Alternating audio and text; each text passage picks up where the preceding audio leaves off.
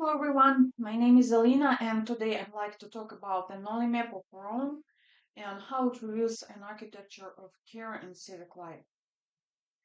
Giambattista Nolli's Nuova, Pianta di Roma, published in 1748, is one of the most influential maps ever produced of a European city. It was assembled from 12 large copper plates and took more than a decade of meticulous surveying. What's remarkable is that it wasn't only admired by scholars. Rome's government used it for planning until the 1970s. Nolli expanded on earlier maps, especially Papalini's 1551 plan, but he introduced an extraordinary level of precision. His map includes streets, courtyards, porticoes, stairways, and even theaters, treating the city as a continuous special experience.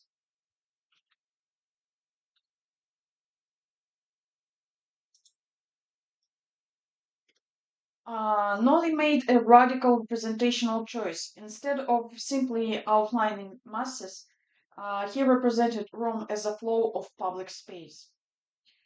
He shaded private building fabric in a dark hatch, but he kept public interiors like the Pantheon or churches white, and the same graphic treatment as streets and piazzas.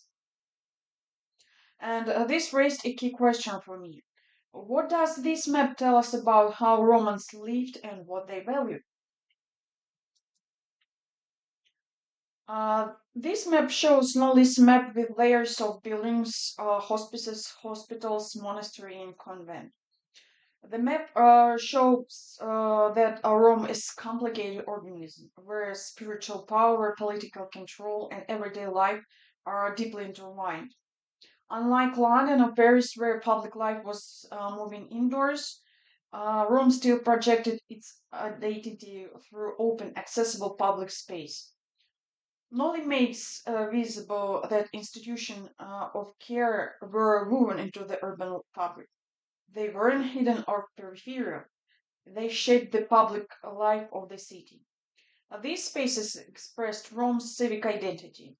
Charity, pilgrimage, and ritual movement were part of urban life. To understand this map at deeper level, I focused on one of the key charitable institutions, the Ospedale di Santa Spirita in Sassia. It is the oldest public hospital in Rome still in operation. Founded by Innocent III and transported by Sixtus IV, it became one of the most important charitable complexes in Europe. It cared for abandoned infants, the poor, pilgrims, and the sick. It also served as a powerful expression of papal prestige. Here I've highlighted the full footprint of the Santa Spirita complex.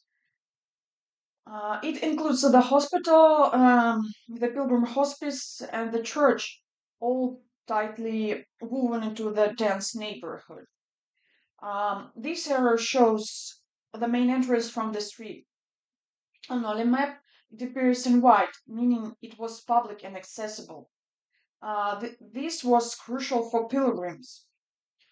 This yellow dotted line marks the courtyard that the map also shows as a public space. It tells us that the parts of hospital functioned as gathering spaces, not sealed off medical zones. The surrounded streets and blocks show how integrated the hospital was in the daily life of Rome. Not isolated building, but part of the city's social and architectural fabric.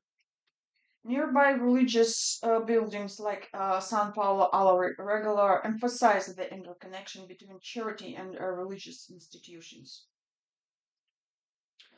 Layering the Nolli map over a modern satellite image of the Santa Spirita provides many insights. Uh, Street level public experience. The white spaces on the Nolli map form a clear, continuous network. In the modern view, the building appears more solid. Originally, the hospital was more open and connected to the flow of urban life. The footprint of Santa Spiritum remains almost unchanged. It acts as an anchor in a evolving city. The major streets surrounding the hospital remain in the same position. Rome's streets plan is incredibly resilient. Hospitals in Rome were never just medical buildings. They were strategically positioned at the city's main access points. This served a power display function, a kind of architectural messaging visible to every arriving visitor. For example, Santa Maria del Popolo stood at the northern gate. The first site pilgrims encountered in entering Rome.